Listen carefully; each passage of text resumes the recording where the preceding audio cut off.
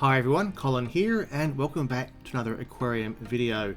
This planted aquarium's in my dining room and it's going through a lot of changes. It is both a plant factory as well as an experiment in progress. I've taken out all the gravel substrate. It is now a bare bottom tank with a very fine layer of iron sand on the bottom. And I'm growing Java ferns for sale, and I sell these online and post them out to people all around Australia. This aquarium is very fertile and plants just jump and grow out of the water. It is fabulous. So the fish that live in here have a lot of plants to swim through and often don't get to see each other. And we're going to talk about fish that don't see each other much a bit later in this video. But meanwhile, I've got to try and keep these plants under control, take some out, put some little babies back to replace the ones that I remove, and this tank is pretty busy. I've also got some plant trays where I'm growing some fancy plants, some Bucephalandra, some Anubias nana petite, and they are slowly growing, and so far so good, but just not growing quickly. I also have one smaller tank which is in my garage, and this tank we're going to talk about today with what's in it and what I think about Corydoras catfish. Can they go in a nano aquarium? Straight away I should give a spoiler alert. I expect a lot of negative comments down below, so just get ready for those. People are very happy to see small fish in small aquariums like endlers, guppies, keeping dwarf shrimp in a small aquarium, things like ember tetras, not a problem at all. So small aquariums for small creatures makes sense.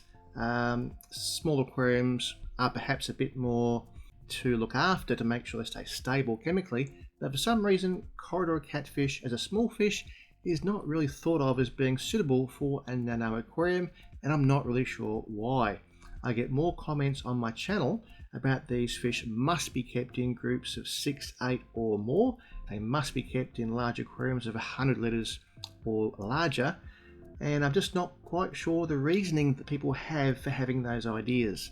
So let me go through why I think Corydoras catfish can live in smaller tanks. And look, this little fish here is called Lucky, and he and his partner Lucy have been here for about 3 years so far and don't seem very unhappy or sad to me.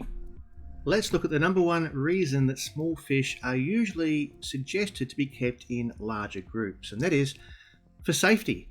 Small fish are prey animals for larger predators who want to eat them.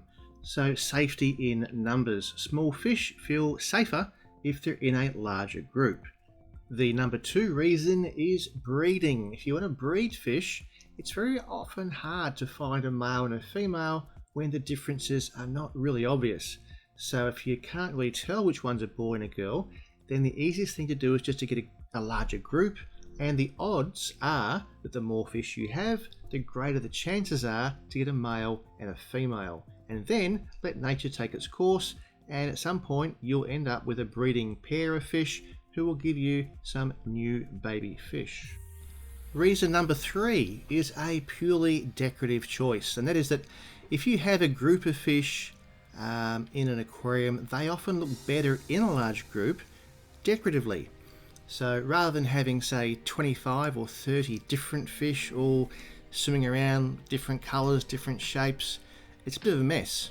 But if you have say 3 or 4 species only, and each group of fish is in groups of 10 or so, that can be a very striking display.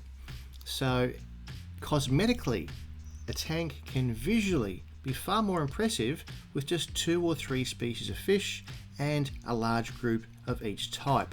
It just looks better, if how it looks is what you're going for. So keeping small fish in larger numbers makes complete sense for the reasons of them feeling safer in numbers, for breeding them, and for how it visually looks as a display. I agree with all those things, it makes complete sense, but sometimes your aquarium is nothing about any of those things. And I've got some things to pose to see what you think about this. So here we go. In the wild rivers these fish naturally come from, the water is often really dirty, You cannot see in it at all. It looks exactly like liquid mud. So my question is, do the fish ever know how many other fish are around them when the water is so really dark? Most of these streams in Southeast Asia or in South America are so heavily polluted from silt, from all the torrential rainfall, that the water is just not clear at all, and fish can never ever really see each other. So can they sense each other? And how do these fish know exactly how many other fish of their species are swimming in a school all around them? I myself don't think that many fish do. We know that fish have a lateral line and sensory pits, but can they really sense species of other fish? How can they tell other tetras from other tetras, or live bearers from live bearers? They might know they're amongst other fish, but honestly, will they ever know they're within their own species? And do they really care? Many fish really want to feed, escape from predators, and when it comes to a time of the year, most often they want to spawn, and fish congregate in large numbers in areas for breeding. But throughout the rest of the year, whether they're in a group or not, if they're not visible in extremely clear water, they probably wouldn't be thinking much about it at all. If you've ever had a dog in your family, you know that dogs think they are human, and dogs are quite large with quite a large brain, yet they're not particularly smart. They think they're people. They think they're one of the family. So if a large mammal doesn't know it's a dog, then how do you think these tiny little fish know that they're any particular species of fish? So if a tetra was amongst a great number of guppies, how would it know it's not a guppy? Or any other type of fish of a similar size? Are fish self-aware? That's a question I always ask myself. And as humans, we tend to give human thoughts and ideas to our pets, but they probably are just thinking more about food, safety, don't get eaten. Food, safety, breeding. I think their life is a bit more simple than ours. So sometimes we overthink what our pets are really all about. So back to Lucky and Lucy, the bronze Corydoras in my nano aquarium. Can they ever be truly happy and healthy? Well, look, they've certainly been healthy for 3 years, and I think that's not a problem. Are they going to be happy? Well, I don't think they know that they are Corydoras catfish, and that the fish they live with are not Corydoras catfish, that they're in fact endlers. So that's just the way I see it. Tell us what you think in the comments down below. Are fish self-aware? Do they know what other fish really are?